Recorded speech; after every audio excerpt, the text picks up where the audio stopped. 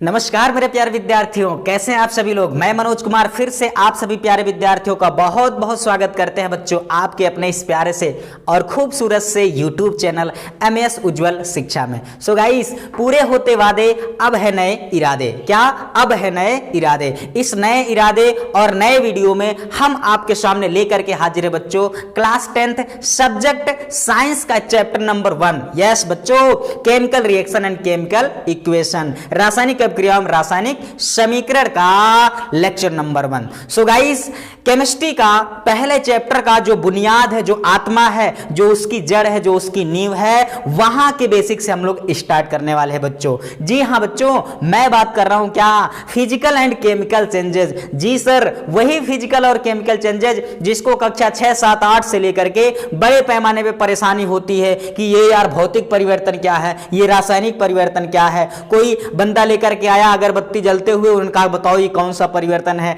कोई बच्चा लेकर के आया मोमबत्ती जलते हुए, उन्होंने कहा बताओ यार ये कौन सा परिवर्तन है। किसी ने कांच को तोड़ दिया, कागज को फाड़ दिया, उसने बताया कौन सी परिवर्तन है। ठीक है, तो इन सबकी जो बड़े पैमाने पर आप लोग का कंफ्यूजन बचपन से ही रहा है। सो गाइस, आज के इस लेक्चर के बाद ये सारे कंफ्यूजन का पूरी तरह से खात्मा होने वाला है। ठीक है, तो सीधी बात, नो बकवास, स्टार्ट करते हैं आज का लेक्चर पूरे कॉन्सेप्ट के साथ, because concept is the power of knowledge. So guys, सबसे पहले आप लोग जो हेडिंग लगाएंगे वो है परिवर्तन। क्या बच्चों, परिवर्तन। परिवर्तन क्या होता है उसको तो आप लोग सभी जानते हो। जैसे कभी होता है कहीं शादी विवाह फंक्शन पार्टी में आप लोग पहुंचते हो, कोई एक आदमी मतलब आपका एक मित्र आ गया एक बढ़िया सा कपड़ा वपड़ा पहनकर, तो कहते हो, आप क्या कहते हो, क्या सर, क्या भाई आप तो बहुत बदल गए। यानी बदलना ही क्या है बच्चों, परिवर्तन। तो बेसिकली आप इसको ऐसे कहते हैं कि हमारे आसपास के बदलाव को ही क्या कहते हैं बच्चों, परिवर्तन कहते हैं। क्या कहते हैं गाइस, हमारे आसपास के बदलाव को ही क्या कहते हैं, परिवर्तन कहते हैं। इस चीज को आप दिमाग में रखिएगा और लिख भी लीजिएगा। साथ ही साथ यहां पर बेसिकली जो इंपॉर्टेंट तरीके से हम लोग जो दो परिवर्तन पढ़ने वाले हैं, उसमें पहला है भौतिक परिवर्तन। यस गाइस, हम बात कर रहे हैं फिजिकल चेंजेस की, और दूसरा होता है रासायनिक परिवर्तन। जी हां, केमिकल चेंजेस जिसको कहते हैं। तो इन दो प्रमुख परिवर्तनों की बातें हम करते हैं। ठीक है, सबसे पहले आप लोग हेडिंग लगाइए बच्चों मेरे साथ, भौतिक परिवर्तन, फिजिकल चेंजेस। ठीक है, सो लिखिए। ठीक है, तो भौतिक परिवर्तन जिसको आप फिजिकल चेंजेस कहते हैं बच्चों, वो क्या होता है। ठीक है, इसके जो महत्वपूर्ण स्टेटमेंट है उस चीज को मैं बोलता हूं और थोड़ी देर बाद इसको लिखता हूं। ठीक है, पहले चीज जो आप इसमें याद रखेंगे वो ये कि भौतिक परिवर्तन में बच्चों कोई भी नया पदार्थ नहीं बनता है। दूसरा चीज जो आप याद रखेंगे कि एक भौतिक परिवर्तन में किसी भी पदार्थ के जो भौतिक गुणधर्म हैं वो बदल जाते हैं। भौतिक गुणधर्म जैसे उसका आयतन बदल जाता है, आकार आकृति बदल जाता है, उस पदार्थ की भौतिक अवस्थाएं बदल जाती है। ठीक है, तो ये दूसरी चीज आप याद रखोगे। तीसरी चीज आप ये याद रखोगे कि हो सकता है हम लोग दो या दो से अधिक पदार्थों को आपस में मिलाएं। दो या दो से अधिक पदार्थों को जब भी हम आपस में मिलाते हैं बच्चों, तो वहां पर एक मिश्रण प्राप्त होता है। क्या मिश्रण प्राप्त होता है बच्चों, जनरली सामान्यतः ज्यादातर मिश्रण जो होते हैं उनका बनना भौतिक परिवर्तन होता है। क्या होता है, मिश्रणों का बनना भी क्या होता है गाइस, भौतिक परिवर्तन होता है। इस चीज को आप दिमाग में रखेंगे।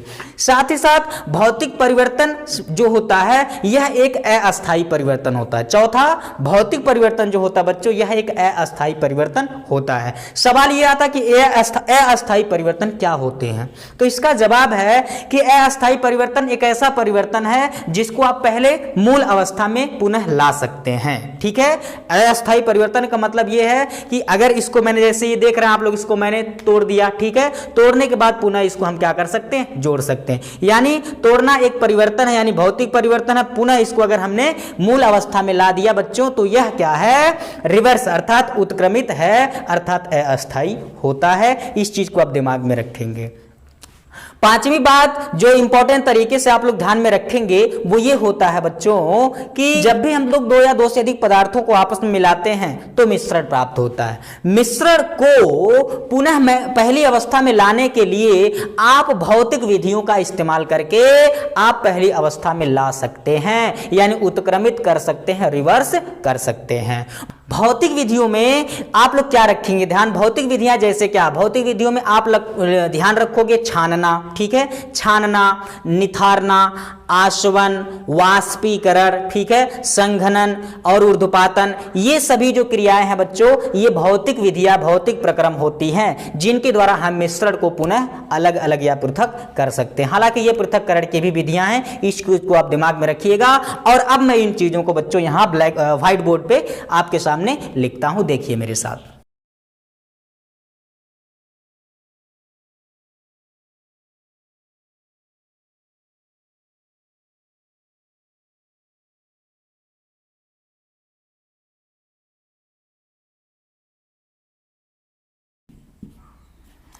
सो बच्चों, मैंने क्या लिखा भौतिक परिवर्तन के संबंध में, उसको हम लोग पुनः एक बार देखते हैं, ठीक है। आपको पूरी क्लैरिफिकेशन मिलेगी। ये बच्चों क्लास 6 से लेकर के 9th तक या 10th तक, 9th तक जो कंफ्यूजन आपके मन में रही है वो सारी कंफ्यूजन दूर होने वाली है, ठीक है। और इसको लेकर के एक बेहतर जानकारी आपको मिलने वाली है, ताकि इससे संबंधित जो परीक्षा में सीधे रसगुल्ले की तरह क्वेश्चन टपक जाते हैं बच्चों, उनकी खोपड़ी में सीधे आप क्या करने वाले हो, छेद करने वाले हो गाइस। बस इसको ध्यान से आप लोग देखिएगा, ठीक है। भौतिक परिवर्तन में जो पहला स्टेटमेंट बच्चों आप लोग अच्छे से ध्यान में रखेंगे वो ये कि इसमें कोई भी नया पदार्थ नहीं बनता है, ठीक है। मैं उसको दिखाता हूं अभी। साथ ही साथ दूसरा, इस परिवर्तन में केवल पदार्थों का जो भौतिक गुणधर्म है वो बदल जाते हैं। भौतिक गुणधर्म क्या होते हैं बच्चों, बदल जाते हैं। अब किसी भी पदार्थ का जो भौतिक गुणधर्म है, उसकी भौतिक अवस्था जैसे ठोस, द्रव, गैस, आयतन, आकार, आकृति आदि, ये सभी क्या होते हैं बच्चों, बदल जाते हैं। किसमें, भौतिक परिवर्तन में। तीसरा जो इंपॉर्टेंट चीज आप याद रखोगे इसके संबंध में वो ये है कि यह एक अस्थायी परिवर्तन है। अस्थायी परिवर्तन मतलब अगर परिवर्तन हुआ तो उसको पुनः मूल अवस्था में लौट कर, या अगर परिवर्तन हुआ बच्चों तो उसका पुनः मूल अवस्था में लाया जा सकता है। मतलब ये एक निश्चित, या कह सकते हैं अस्थायी परिवर्तन नहीं होता है। ये कैसा होता है बच्चों, अस्थायी परिवर्तन होता है। इस चीज को हमेशा अपने दिमाग में रखेंगे, ठीक है। अभी एग्जाम्पल देता हूं, सारी क्लैरिटी आपको मिलने वाली है। अगला जो इंपॉर्टेंट स्टेटमेंट याद रखेंगे वो ये है कि इसमें जब भी हम लोग दो पदार्थों को, बहुत सा कंफ्यूजन होता है बच्चे, चीनी को पानी में मिलाते हैं, ठीक है, या शरबत बनाते हैं, नींबू शिकंजी बनाते हैं, तो उनको ये लगता है कि ये जो परिवर्तन है ये रासायनिक परिवर्तन, लेकिन वो जो बेसिकली होता है, कहते हैं नमक को और चीनी को हम लोग पानी में मिलाते हैं बच्चों, तो उसमें कोई भी नया प्रोडक्ट फॉर्म नहीं होता। इट मींस दैट कि वह जो है कैसा परिवर्तन होता है, भौतिक परिवर्तन। सारी क्लैरिटी अभी आपको मिलने वाली, so don't worry about that. इसमें दो पदार्थों को मिलाने से मिश्रण बनता है, ठीक है।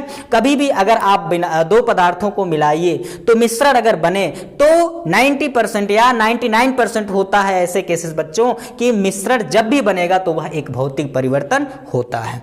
अगला और इंपॉर्टेंट चीज जो याद रखेंगे, जो मिश्रण प्राप्त हुआ है, अब कुछ लोग कहते हैं कि सर जो मिश्रण प्राप्त हुआ उसको पहले अवस्था में हम कैसे ला सकते हैं, ठीक है।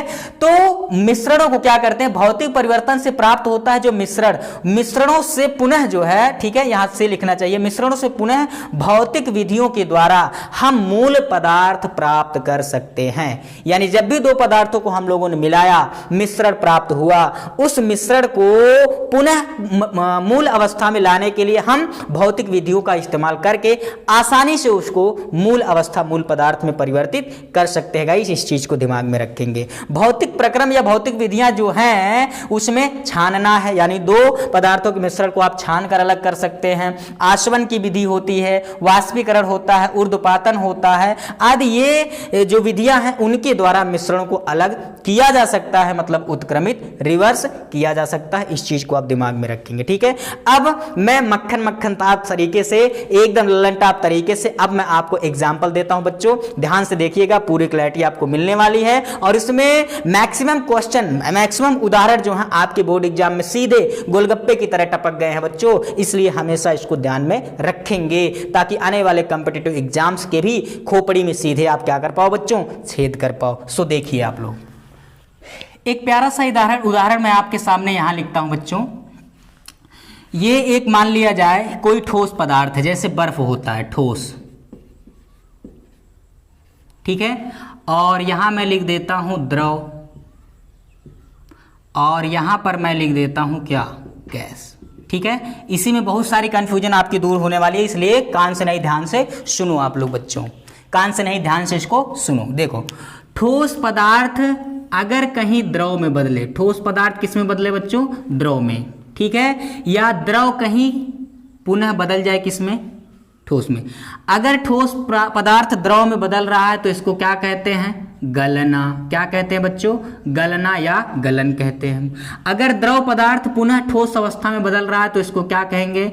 जमना। क्या कहेंगे? फ्रीजिंग, जमना। ठीक है, गलना को अंग्रेजी में स्मेल्टिंग बोलते हैं, जमने को अंग्रेजी में फ्रीजिंग बोलते हैं। ठीक है, अगर द्रव पदार्थ क्या है बच्चों? कहीं बदल रहा है, किसमें? गैस में। द्रव पदार्थ अगर गैस में बदलेगा तो इसको कहेंगे वाष्पन। ठीक है, वाष्पन या क्वथन, हालांकि थोड़ा सा फर्क होता है। वाष्पन या इसको वाष्पीकरण कहते हैं। क्या कहते हैं गाइस? वाष्पीकरण कहते हैं। इसको आप दिमाग में रखेंगे। ठीक है, अगर गैस पदार्थ पुनः किस में बदल रहा हो? द्रव में बदल रहा हो बच्चों, तो इसको कहते हैं संघनन। क्या कहते हैं गाइस? संघनन कहते हैं। इसको आप दिमाग में रखेंगे। ठीक है, अगला ये भी पॉसिबल है बच्चों कि ठोस पदार्थ सीधे किस में बदल जाए? गैस में। ठीक है, ठोस पदार्थ सीधे किस में बदल जाए? गैस में। या गैस पुनः बदल जाए किस में? डायरेक्ट ठोस में। अगर कहीं ऐसा परिवर्तन हो रहा है कि ठोस पदार्थ बिना द्रव में बदले सीधे गैस में बदल जाए, या गैस बिना द्रव में बदले सीधे ठोस में बदल जाए बच्चों, तो ऐसे परिवर्तन को, इस प्रक्रिया को हम लोग कहते हैं ऊर्ध्वपातन। That's really very important. ऊर्ध्वपातन कहते हैं बच्चों, अंग्रेजी में इसको सब्लिमेशन कहते हैं। और कई बार कंपटीशन के एग्जाम में भी ये रसगुल्ले गोलगप्पे की तरह क्या है बच्चों? टपक गया है। इसको आप ध्यान में रखेंगे। ठीक है, कोई ठोस पदार्थ जैसे बर्फ होता है, बर्फ को अगर आप गर्म करेंगे तो वो पानी बन जाएगा। ठीक है, उसको क्या कहेंगे? गलना। बर्फ का गलना अर्थात पानी बनना एक भौतिक परिवर्तन है। ठीक है, पुनः पानी को अगर आप ठंडा करेंगे तो वह जमकर बर्फ बन जाएगा, यानी ठोस बन जाएगा, यानी वह भी पुनः क्या होगा? एक भौतिक परिवर्तन होगा। पानी अर्थात द्रव को अगर आप और भी ज्यादा गर्म करेंगे तो जलवाष्प यानी गैस बन जाएगा। ठीक है, यानी वो वाष्पीकृत होने लगेगा। इसका मतलब कि वह एक भौतिक परिवर्तन है। अगर उस वाष्प को पुनः आप ठंडा करें तो पुनः वो पानी बन जाएगा, यानी उसको संघनन कहेंगे। तो यह भी क्या है बच्चों? एक भौतिक परिवर्तन होता है। इसको ध्यान में रखेंगे। ठोस पदार्थ जैसे कपूर होता है। ठीक है, कपूर होता है, आयोडीन होता है, नौशादर होता है, नैफ्थलीन या शुष्क बर्फ होता है बच्चों। इनको अगर हम डायरेक्ट गर्म करते हैं तो सीधे ये गैस में बदल जाएंगे। क्या? कपूर को सीधे ठोस पदार्थ है जिसको गर्म करने पर सीधे गैस बन जाएगा, बिना द्रव में बदले सीधे गैस बन जाएगा। और अगर उसको उच्च दाब पर अगर संपीड़ित करें तो वो सीधे ठोस बन जाएगा। इसका मतलब ये हुआ बच्चों कि ठोस से सीधे गैस या गैस से सीधे ठोस में बदलना, जो ऊर्ध्वपातन की क्रिया है, यह भी एक भौतिक परिवर्तन है। तो ये एक जबरदस्त तरीका है। इस पर स्टार लगा लेंगे बच्चों। आप लोग ध्यान में रखेंगे कि क्या है? गलना, जमना, संघनन, वाष्पीकरण, ऊर्ध्वपातन, ये जो बेसिकली परिवर्तन है गाइस, ये भौतिक परिवर्तन है। और इसमें से बहुत बार ऐसा हुआ है कंपटीशन के एग्जाम में, सीधे गोलगप्पे की तरह क्या हुआ है? दिल गार्डन गार्डन बोलते क्वेश्चन टपक गया है। अगर इस चीज को आप अच्छे से देख लेंगे तो सीधे उनके खोपड़ी में क्या करने वाले हो गाइस? छेद करने वाले हो। चलिए अगला एग्जांपल। हाँ, एक बात और, ऊर्ध्वपातन के संबंध में आप लोग याद रखेंगे कि कौन से पदार्थ हैं जो ठोस से सीधे गैस में बदल जाते हैं, यानी ऊर्ध्वपातन के गुणधर्म को दिखाते हैं। तो इसमें एग्जाम्पल याद रखेंगे आप लोग कपूर का। ठीक है, कपूर का एग्जाम्पल याद रखेंगे, आयोडीन का एग्जाम्पल याद रखेंगे। ठीक है, नौशादर, क्या बच्चों? नौशादर। ठीक है, नौशादर का रासायनिक सूत्र होता है NH4Cl, जिसको अमोनियम क्लोराइड कहते हैं। इसके अलावा नैफ्थलीन लिख सकते हैं, शुष्क बर्फ आदि आप लिख सकते हैं। ठीक है, तो ये एक एग्जाम्पल आप लोग ध्यान में रखेंगे। ठीक है, दूसरा एग्जाम्पल जो यहां से मैं आपको बताऊं वो क्या हो सकता है, उसको आप ध्यान रखिए। अगले एग्जाम्पल जिसको आप ध्यान में रखेंगे, ये हमारे सामने आपको दिख रहा है कागज। क्या है बच्चों? कागज। कागज को आप फोल्ड कर दीजिए, मतलब मोड़ दीजिए।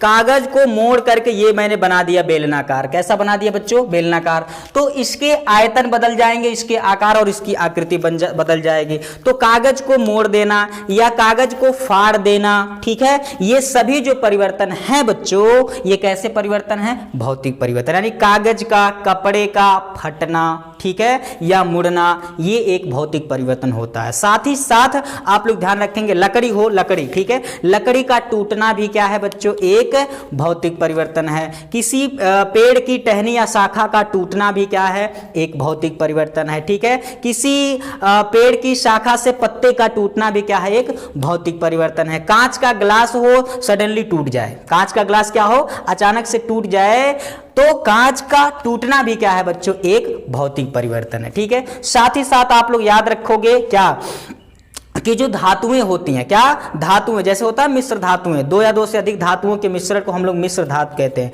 धातुओं को पिघलाकर, जैसे लोहा है, कॉपर, ठीक है, कॉपर को अगर पिघला देंगे तो वो टॉपर नहीं बन जाएगा, वो कॉपर ही रहेगा, ठीक है। कागज को आप फाड़ देंगे तो वो कपड़ा नहीं बन जाएगा, ठीक है। लकड़ी को तोड़ देंगे तो वो लड़की नहीं बन जाएगा। इसका मतलब बच्चों, ऐसा परिवर्तन जिसमें कोई भी नया पदार्थ नहीं बन रहा है, वह सभी परिवर्तन क्या है गाइस, भौतिक परिवर्तन है, याद रखेंगे। तो कागज का फटना, कपड़े का फटना, लकड़ी का टूटना, कांच का टूटना, ठीक है, धातुओं यानी कॉपर, लोहा, आयरन आदि का पिघलना, ये सभी क्या होते हैं बच्चों, भौतिक परिवर्तन है, इसको आप ध्यान में रखेंगे। साथ ही मूली हो, गाजर हो, खीरा हो, इसको काट काट कर सलाद बनाना, दो टुकड़े करना, तो ये सभी जो परिवर्तन है बच्चों, ये क्या होते हैं, भौतिक परिवर्तन होते हैं, ठीक है। इसको आप हमेशा अपने दिमाग में रखेंगे, ठीक है। इन सारी चीजों को मैं लिखता हूं।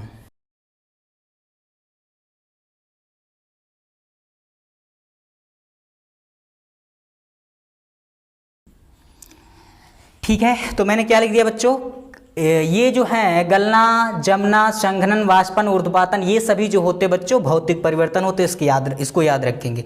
अगली चीज जो अच्छे से दिमाग में आपको रखना है वो है कागज या कपड़े का फटना या मुड़ना, ठीक है, लकड़ी या कांच का टूटना, ठीक है, ये भी भौतिक परिवर्तन होते हैं। मोम का पिघलना, दो चीजें, अक्सर ये क्वेश्चन पूछ लिया जाता है बच्चों कि मोम का पिघलना या मोम का जलना, ठीक है। कोई एक बंदा मोमबत्ती जलाते हुए लेकर के आया और आपसे पूछा बताओ इसमें कौन सा परिवर्तन, तो यहां आपको कंफ्यूजन वाली बात है। यहां पर थोड़ा सा मैं आपको क्लेरिफाई करता हूं। ये मैं खतरनाक तरीके से एक मोम बनाता हूं पहले,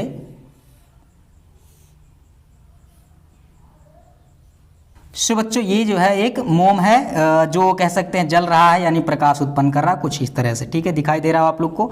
तो ये मोम जल रहा है। मोम जलने के साथ साथ एक चीज और आप देखेंगे कि मोम धीरे धीरे क्या होता है बच्चों, पिघलता भी है, ठीक है। सो ये चीज आपको ध्यान में रखना है, क्या कि मोम जब हम जलाते हैं तो मोम का कुछ अंश जलता है, कुछ अंश पिघलता है। तो जो मोम का पिघलना होगा, पिघलना जो है बच्चों ये एक भौतिक परिवर्तन है, जबकि मोम का जलना, ठीक है, मोम का जलना कैसा है, उसमें एक नया परिवर्तन आएगा। आगे मैं रासायनिक परिवर्तन में आपको बताता हूं, ये रासायनिक परिवर्तन है। तो मोम के पिघलने से कोई भी नया पदार्थ नहीं बना, यानी पिघलना जो होगा बच्चों या गलना जो होगा वो भौतिक परिवर्तन है। साथ ही साथ जो मोम का जलना है, दहन होना है बच्चों, ये रासायनिक परिवर्तन है। ऐसे याद रखना कि कोई भी किसी भी पदार्थ का अगर दहन होता है या वो जलता, कोई भी पदार्थ अगर जलता है तो वहां रासायनिक परिवर्तन होगा, अगर गलता है, पिघलता है तो वहां भौतिक परिवर्तन होगा। इस चीज को ध्यान में रखेंगे, ठीक है। अगला बर्फ का पिघलना, इसको तो मैंने पहले क्लियर कर दिया। पौधे जब बढ़ते हैं तो भी एक भौतिक परिवर्तन होता है। नमक और चीनी को, ठीक है, नमक चीनी को पानी यानी जल में घोल दीजिए, नींबू शिकंजी बनकर के तैयार है, शरबत बनकर तैयार है, तो उसमें भी कोई नया पदार्थ नहीं बनता है। कुछ बच्चे सोचते हैं कि सर नमक और चीनी को जब हमने जल में घोला तो वो एक मिश्रण बना, ठीक है। मिश्रण जो होता है एक ऐसा मिश्रण जो कि समांगी होता है, समांगी मिश्रण को विलयन भी कहते हैं। यहां पर यह बात आप अच्छे से ध्यान में रखेंगे कि नींबू और पानी को जल में घोलने पर समांगी मिश्रण बनता है और समांगी मिश्रण को बच्चों विलयन भी कहते हैं। याद रखने वाली बात यहां पर यह है कि ये जो विलयन होता है गाइस, विलयन भी एक कहीं ना कहीं भौतिक परिवर्तन होता है। अच्छा, कुछ बच्चे होते हैं सर नमक को जल से कैसे, नमक को जल में घोल दिया तो उसको हम लोग कैसे, यहां मैं बनाता हूं थोड़ा सा आपको समझाने के लिए। ये रहा मेरे पास एक कंटेनर, एक पात्र रहा बच्चों, ठीक है। पात्र में ये क्रांतिकारी विलयन मैं तैयार कर दे रहा हूं नमक का, ठीक है, नमक का ये क्रांतिकारी क्या है गाइस, विलयन बन चुका है। ठीक है, नमक और पानी को घोल दिया है। ठीक है, अब हम कैसे अलग करेंगे पानी को नमक से? ठीक है, क्या छान कर? तो आंतरसर छान को तो नहीं हो सकता, तो हम क्या करेंगे, बर्नर की सहायता से या स्पिरिट लैंप की सहायता से बच्चों इसको क्या करेंगे, गर्म करेंगे। क्या करेंगे गाइस, इसको गर्म करेंगे।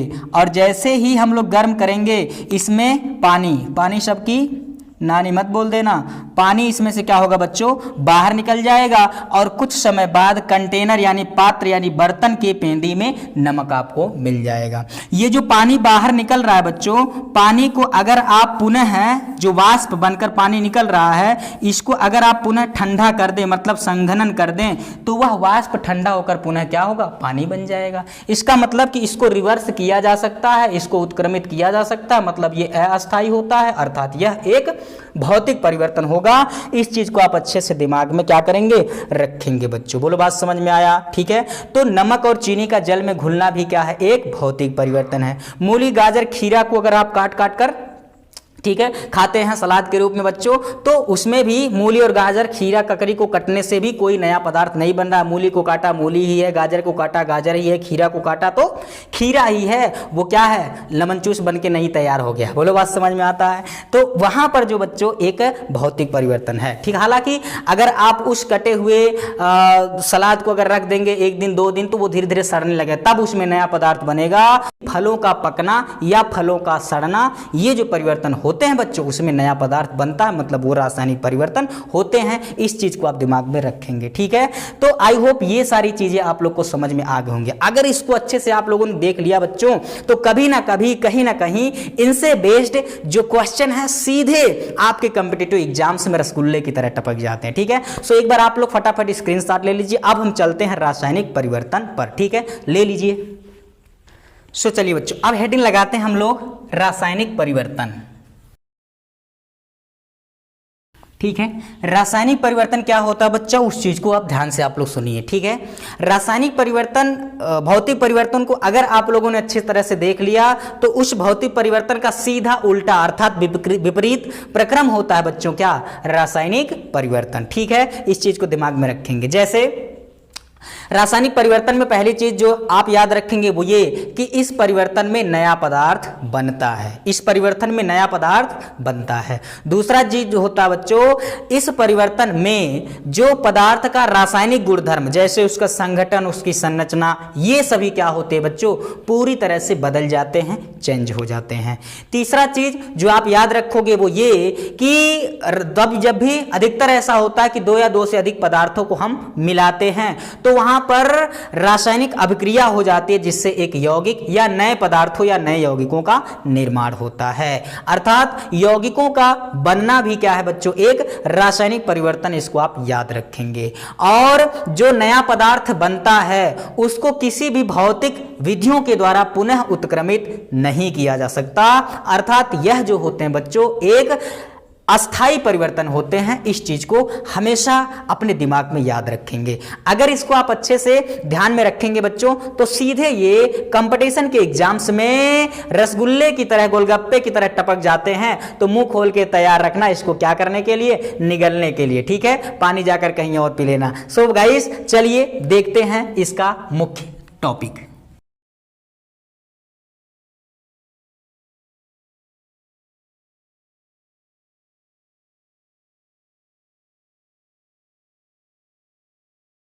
ठीक है बच्चों, तो रासायनिक परिवर्तन के संबंध में जो महत्वपूर्ण बिंदु मैंने आपके सामने लिखा, उस चीज को फिर से आप लोग देखिए जरा क्या है।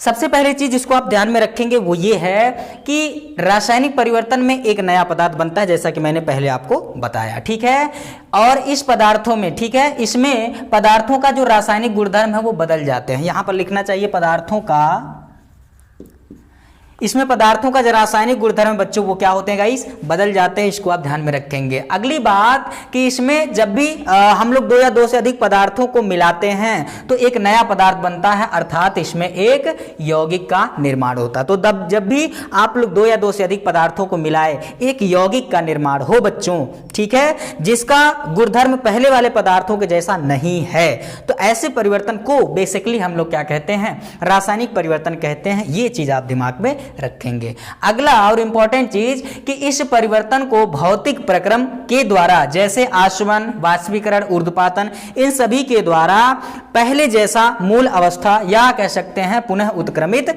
नहीं किया जा सकता, यानी रिवर्स इनको नहीं किया जा सकता। अतः ये क्या होते हैं बच्चों, अस्थायी परिवर्तन होते हैं। इस चीज को हमेशा अपने दिमाग में रखिएगा, ठीक है।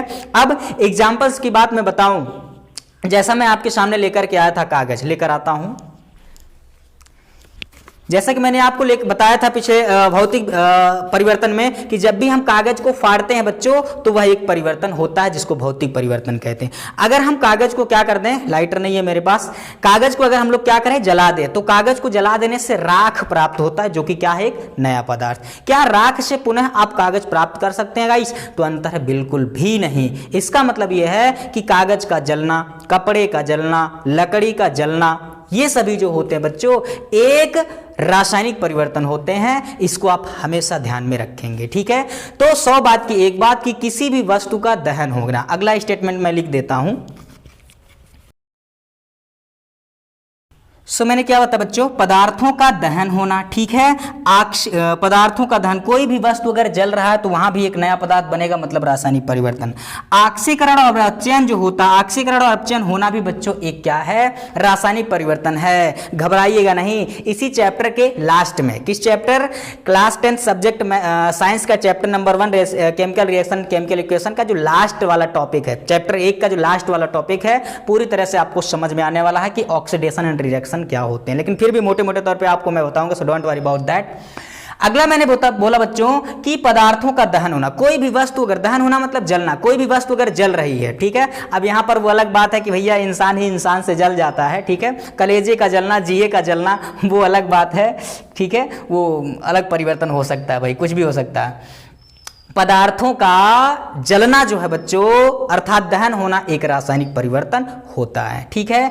अब उसमें कोई भी जल जाए, कपड़ा जल जाए, खरपतवार जल जाए, इंसान इंसान से जल जाए, कलेजा जल जाए, उसका कुछ भी हो, ठीक है, तो वो क्या है बच्चों, एक रासायनिक परिवर्तन होता है। अगला ऑक्सीकरण और उपचयन। ऑक्सीकरण और उपचयन का मतलब आपको समझ में आएगा बाद में, लेकिन इसका जो प्रभाव है दैनिक जीवन में हम देखते हैं, उसको मैं क्लेरिफाई करने वाला हूं बच्चों, ठीक है। सो देखिए उदाहरण, अब इसके प्यारे प्यारे क्या हम लोग देख सकते हैं वो देखिए आप लोग।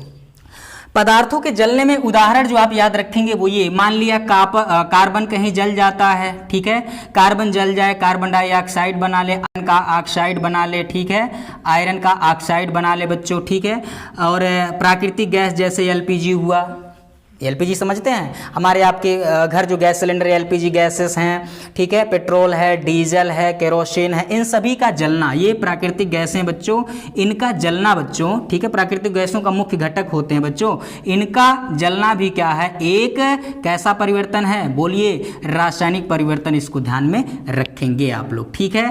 कापर का ऑक्सीकरण हो जाए कहीं बच्चों, ठीक है, तो कापर का ऑक्साइड बन जाएगा। तो कहीं भी धातुओं का ऑक्सीकरण, मतलब यहां पर मैंने क्या क्लैरिफाई किया कि वायु की उपस्थिति में इनका ऑक्सीकरण होना या इनका जलना, ये सभी जो परिवर्तन है बच्चों, ये बेसिकली रासायनिक परिवर्तन होते हैं। इसको ध्यान में रखेंगे आप लोग, ठीक है। सो पहले एग्जाम्पल के अंतर्गत आप इसको याद रखेंगे।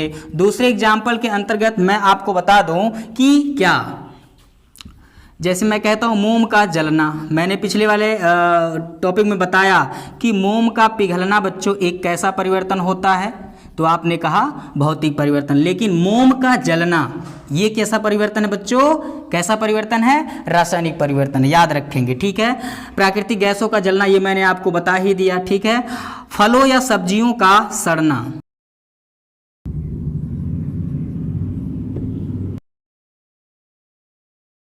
उदाहरण मैंने क्या लिखा बच्चों, कार्बन हो, आयरन हो, प्राकृतिक गैस अर्थात मेथेन हो, कॉपर हो, इनका ऑक्सीकरण होना या इनका जलना, ये सभी क्या होते हैं बच्चों, रासायनिक परिवर्तन होते हैं। साथ ही साथ मैंने बताया मोम का जलना, ठीक है, मोम का जलना, आगे आप लिख सकते हो अगरबत्ती का जलना, ठीक है, फलों या सब्जियों का पकना या सड़ जाना, ठीक है, फलों या सब्जियों का पक जाना या कह सकते हैं सड़ जाना, ये सभी के परिवर्तन क्या है बच्चों, रासायनिक परिवर्तन होते हैं। इसको ध्यान में रखें। रखेंगे। लोहा हो या लोहे जैसी धातुएं हैं, कोई भी धातुओं पर जंग लग जाना। हमारे आपके घर क्या होता है, लोहे की ग्रिल दरवाजे आदि लगे होते हैं बच्चों, वो निरंतर जब पानी और नमी के संपर्क में आते हैं तो धीरे धीरे उस पर एक जंग लगने लगता है। मतलब इस क्रिया को क्या कहते हैं, संक्षारण कहते हैं, और वह परत दर परत खराब होने लगता है, नष्ट होने लगता है बच्चों, इसको संक्षारण भी कहते हैं। इसको हम अच्छे से पढ़ने वाले हैं। तो लोहे या धातुओं पर जंग लगना क्या है बच्चों, यह ऑक्सीकरण की क्रिया होती है। इसमें भी एक नया पदार्थ बनता है, इसका मतलब यह है कि यह एक रासायनिक परिवर्तन है। साथ ही साथ भोज्य पदार्थ जो हम अपने घर क्या खाते हैं, दाल चावल रोटी सब्जी पूड़ी पनीर रसगुल्ला, ठीक है, दाल चावल रोटी सब्जी पूड़ी पनीर रसगुल्ला, ये भी जो कुछ भी खाते हैं, समोसे पकौड़े वगैरह, इनको अगर हम 2-4 दिन क्या करें, रख दें, पका करके 2-4 दिन रख दें, तो धीरे धीरे क्या होगा, इसमें से बैड स्मेल आने लगेगा, ये खाने योग्य नहीं रहेगा, इसमें खाने योग्य नहीं रहेगा। इसका मतलब यह है कि वह सड़ गया, या एक कार्बनिक पदार्थ दूसरे पदार्थों में क्या हो गया बच्चों, बदल गया, मतलब नया पदार्थ बन गया। इसका मतलब यह है कि यह एक रासायनिक परिवर्तन है। तो 100 बात की एक बात, भोज्य पदार्थों का यानी खाए जाने वाले पदार्थों का सड़ना, ठीक है, बेकार होना, खराब होना, ये क्या है बच्चों, एक रासायनिक परिवर्तन है। और इस क्रिया को हम लोग विकृत गंधिता कहते हैं। इसको अच्छे से दिमाग में रखना, क्योंकि आगे आपको क्लास 10 बोर्ड लेवल पे काम आने वाला है। संक्षारण भी मैं आपको पढ़ाऊंगा, विकृत गंधिता मैं आपको पढ़ाऊंगा, ठीक है।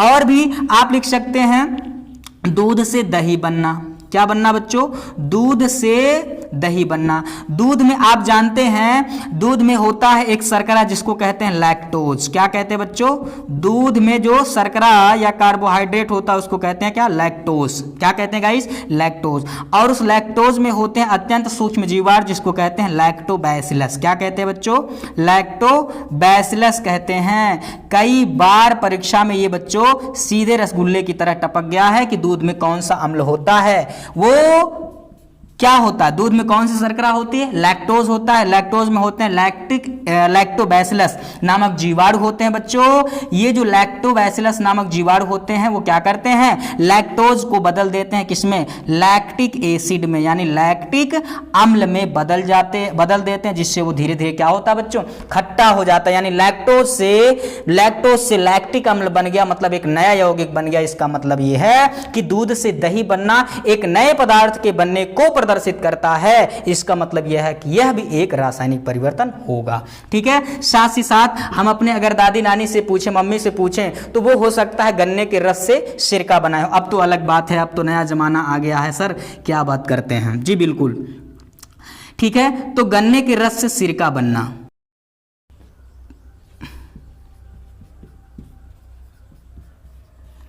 ठीक है। तो गन्ने के रस से बच्चों सिरके का बनना भी क्या है बच्चों, एक रासायनिक परिवर्तन है। इसको आप हमेशा ध्यान में रखेंगे। एक बार आप लोग रासायनिक परिवर्तन फटाफट इसका स्क्रीनशॉट ले लीजिए अच्छे से, और इसको हमेशा याद रखेंगे। और भी कुछ एग्जांपल्स है जिसको आप पूछ सकते हैं, कोई दिक्कत नहीं है, ठीक है। चलिए तो फटाफट इसका आप लोग स्क्रीनशॉट ले लीजिए। आई होप मेरे शेरनियों आपको पूरी तरह से जो फिजिकल और केमिकल चेंजेस में मैंने आपको बोला था, जो 6 से ही आपके अंदर कंफ्यूजन रही है, वो सारी कंफ्यूजन दूर होने वाली है। आई होप आप लोग को पूरी तरह से भौतिक और रासायनिक परिवर्तन होते हैं, इसका जो बेसिक कॉन्सेप्ट और इसका जो कंफ्यूजन है वो पूरी तरह से आपको समझ में आ गया होगा। आज के बाद इसको एक बार फिर से एक बार रिवाइज कर लेंगे। आने वाले बोर्ड एग्जाम हो चाहे वो कंपटीशन के एग्जाम्स हो, जब भी इनके प्रश्न रसगुल्ले की तरह टपकेंगे, पूरे बिना पानी के आप लोग क्या करने वाले बच्चों, उसको निगलने वाले हो, ठीक है। इस वीडियो में बस इतना ही बच्चों। अगले वीडियो में अगले वाले टॉपिक को हम लेकर के आपके सामने पुनः होते हैं हाजिर। तब तक के लिए हमें दीजिए इजाजत। जय हिंद, जय भारत।